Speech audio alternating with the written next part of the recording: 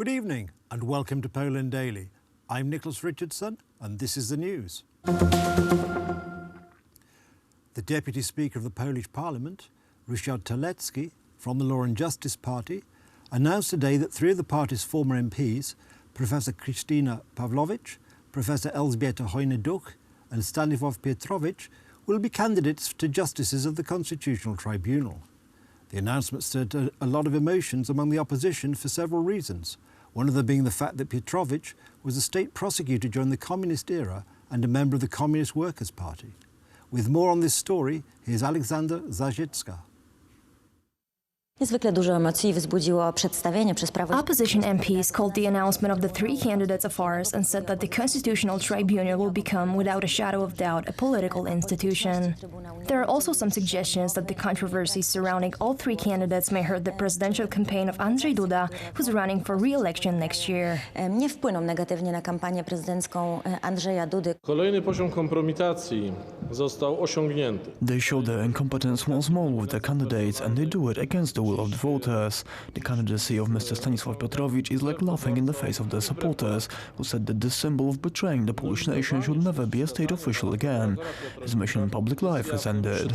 Uśmianie się w oczy. Nie wiem, czy to nie jest takie trochę drwienie sobie z Polaków i z It wyborców. seems like they're making fun of their supporters. I can't explain it any other way. These candidates, since they failed to get enough votes to become MPs, will now be rewarded by the law and justice with the highest state positions in the tribunal. For me, it's unacceptable.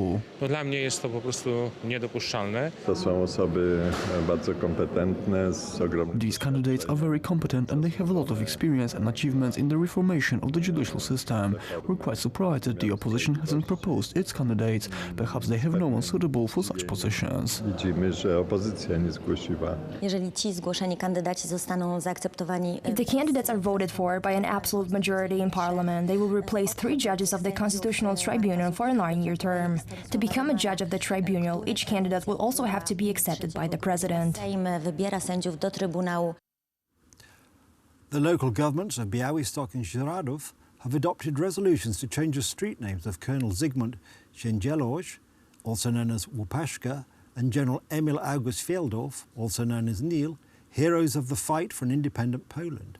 The decisions of the city councils of both cities have caused a wave of protests. The Save the Heroes campaign is underway, which aims to restore the names of General Neil and Colonel Łupaszka to the streets in Żyrardów and Białystok.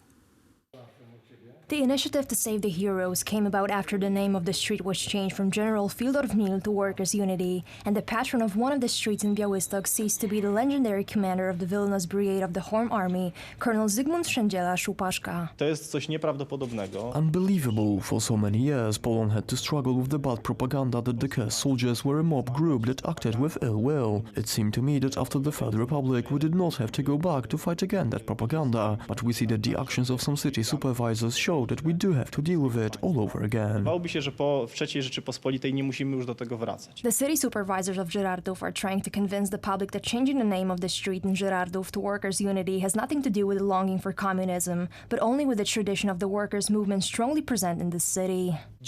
This Workers' Unity was the name given to one of the Żyrardów streets in 1967, and it was about the unification of 1948, not about the 1930s. And this argument that Workers' Unity refers to the 30s is wrong, and that the name was appropriated.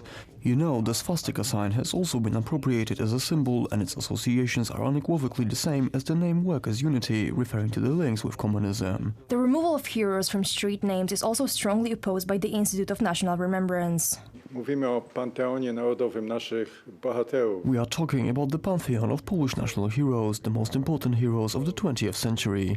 General Neil is one of those heroes, and we were appalled to learn that his name was removed from the street name in Żyrardów. Decyzję o usunięcia go z nazwy ulic w Żyrardowie. Part of the action Save the Heroes will be scientific conferences in Żyrardów and Białystok explaining who are General Neil, Colonel Zygmunt Szendzielorz Łupaszka and other cursed soldiers, and ultimately collecting signatures under resolutions to restore the street names in both cities. Next week we'll see the celebration of the 101st anniversary of Poland's regaining its independence at the end of the First World War.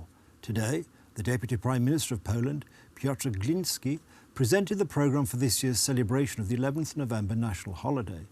The regular feature of the celebration is singing the national anthem, Poland is not yet lost. W tym roku 11 listopada This year, on November 11th, we will reproduce some events. The main concert will take place on November 10th in the evening. It will be held at the National Polish Radio Symphony Orchestra Hall in the city of Katowice. On November 11th, we will sing the Polish national anthem. Last year, the Poland is not yet lost was sung in nearly 1,000 different places. It became a good, solemn tradition that unites people. W Katowicach i tam w Nosprze odbędzie się ten główny koncert. Yesterday, hundreds of Belarusian activists marched through the capital, Minsk, to the suburban Kuropati area, where between 100 and 300,000 Poles and Belarusians were executed and buried by the Soviet-era NKVD secret police during the period from 1937 to 1940.